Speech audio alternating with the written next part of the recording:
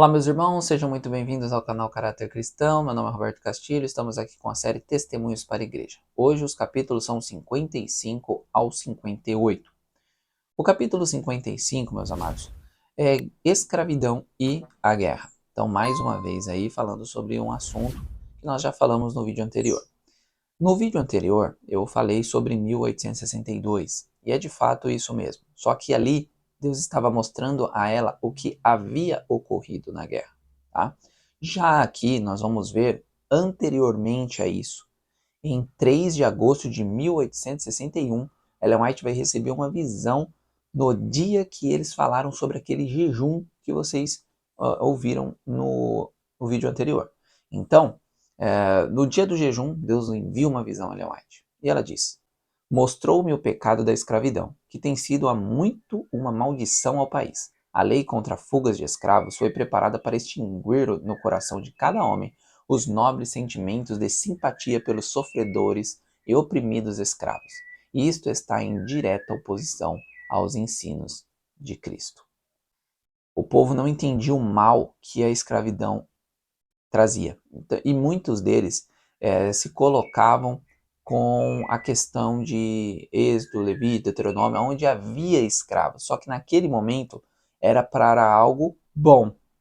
Já aqui, não. Então, o escravo lá na época do Velho Testamento era geralmente pessoas que não tinham mesmo o que comer, o que fazer, então ela se colocava na posição de escravos, mas o escravo não podia ser maltratado, o escravo não era muitas vezes ali obrigado a fazer tal coisa. A cada 7 anos o escravo podia ser liberado. Então era muito diferente a questão da escravatura no Velho Testamento para esse momento aonde a irmã White está se referindo, ok? Acredita que o norte daria um golpe e acabaria com o problema. Então, muitas pessoas eles acreditavam que o norte levaria isso aí rapidamente, eles só estavam passando-se por bobos, mas logo eles resolveriam a questão e derrotariam o sul. Ellen White, então, é levada ao êxodo, justamente a questão do que eu falei para vocês, aonde o povo ficou escravo no Egito e Deus os libertou. E da mesma forma Deus quer hoje. Deus não quer pessoas escravas, ok? Ela quer pessoas que sejam livres, que sejam para frente, no sentido de conseguir fazer aquilo que elas desejam, obviamente que esperamos que seja para a honra e glória de Deus. Ellen White então descreve como seria essa batalha caso o norte e o sul não chegassem a um consenso. E o norte venceria ela porque, obviamente, Deus lutaria junto com os que estivessem praticando a verdade. O capítulo 56 fala sobre tempos perigosos, e eu vou começar com 2 citações. No tempo de angústia e perplexidade das nações, haverá muitos que não se entregarão inteiramente às influências corruptoras do mundo e ao serviço de Satanás, os quais se humilharão perante Deus e eles se volverão de todo o coração e serão aceitos e perdoados. Os perigos dos últimos dias estão sobre nós, e sobre os jovens uma tentação a qual não esperam. Eles enfrentarão a mais aflitiva perplexidade. A genuinidade de sua fé será provada. Professam estar aguardando a vinda do Senhor, né, a vinda do Filho do Homem, todavia alguns deles têm sido infeliz exemplo aos descrentes. Então eles falam que estão aguardando a Cristo, mas vivem como se não estivessem, né? Basicamente isso que Ellen White quer mostrar. Nesse capítulo vai falar sobre piqueniques, só que não é o piquenique que você e eu conhecem, tá? De ir para um local com sua família, comerem ali no meio da natureza.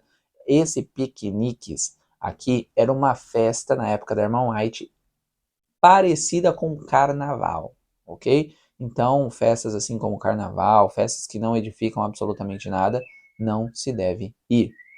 Também Ellen White vai falar nesse capítulo sobre a saia balão, que em outros pontos não estão sendo levados a sério. Então, a moda estava tomando conta da igreja e essa saia balão era um problema. Eu vou colocar uma foto para vocês verem mais ou menos como era essa saia balão, tá bem?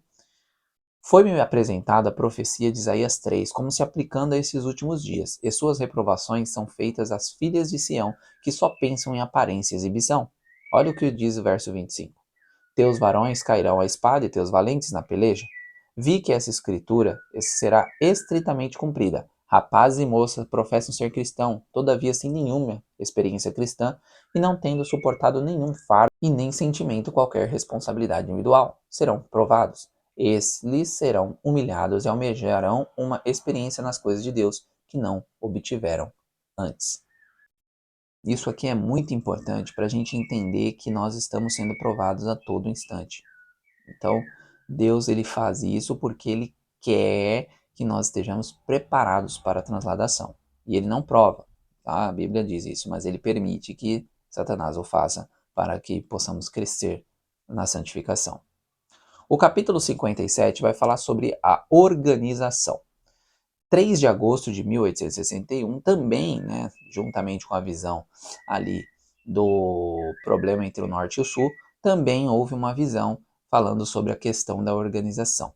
Muitas pessoas estavam acreditando que se a igreja organizasse, se tornaria Babilônia, que é uma prática até hoje, né? Muitas pessoas falam, a igreja tem CNPJ, ela está corrompida.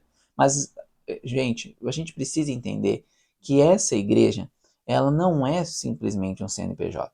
Essa igreja é a igreja profética de Deus. Então ela não vai cair porque Deus levantou essa igreja para finalizar essa obra.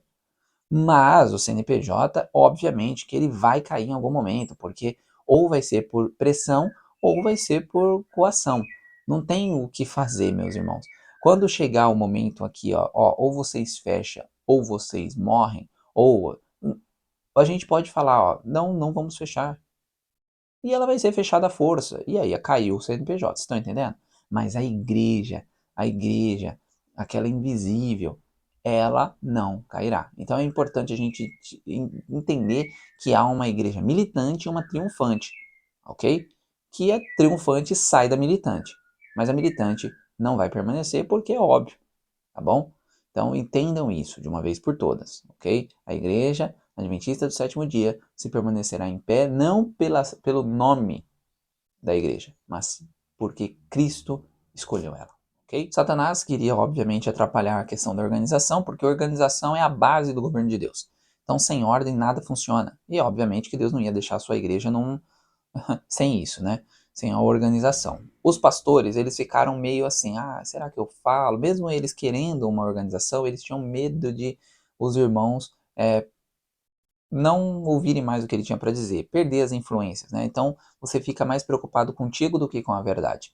E Ellen White, obviamente, não gostou dessas atitudes.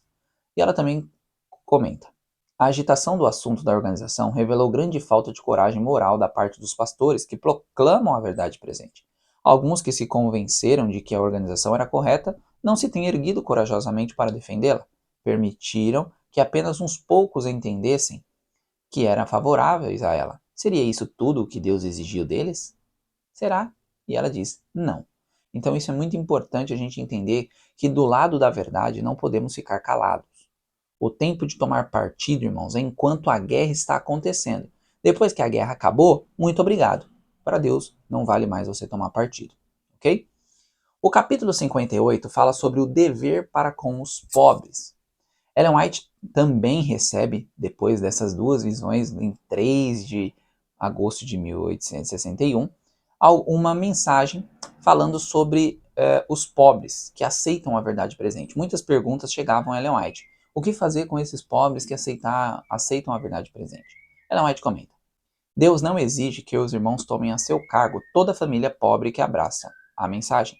Olha isso, hein? Muitas pessoas podem falar: nossa, Roberto, que absurdo. Não, irmãos. Tem pessoas que são pobres porque elas querem ser. Tem pessoas que elas não conseguem guardar 10, 5 reais. E tem pessoas que elas aceitam a verdade e elas querem simplesmente ficar nas costas de irmãos. E isso não é uma prática de um cristão que aceitou a Deus. Então é para esse tipo de pobre que Ellen White está comentando aqui, tá? No caso, Deus está falando para ela.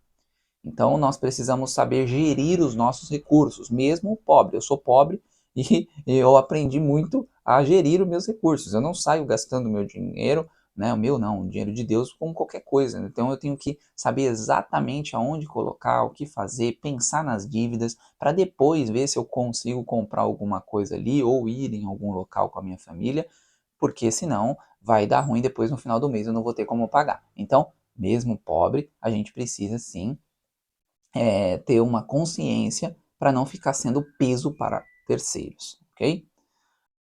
Ellen White ainda comenta: as instruções dadas na palavra de Deus quanto a ajudar os pobres não dizem a respeito a esses casos, mas aos infortunados e aflitos. Em sua providência, Deus tem pessoas aflitas a fim de provar a outros.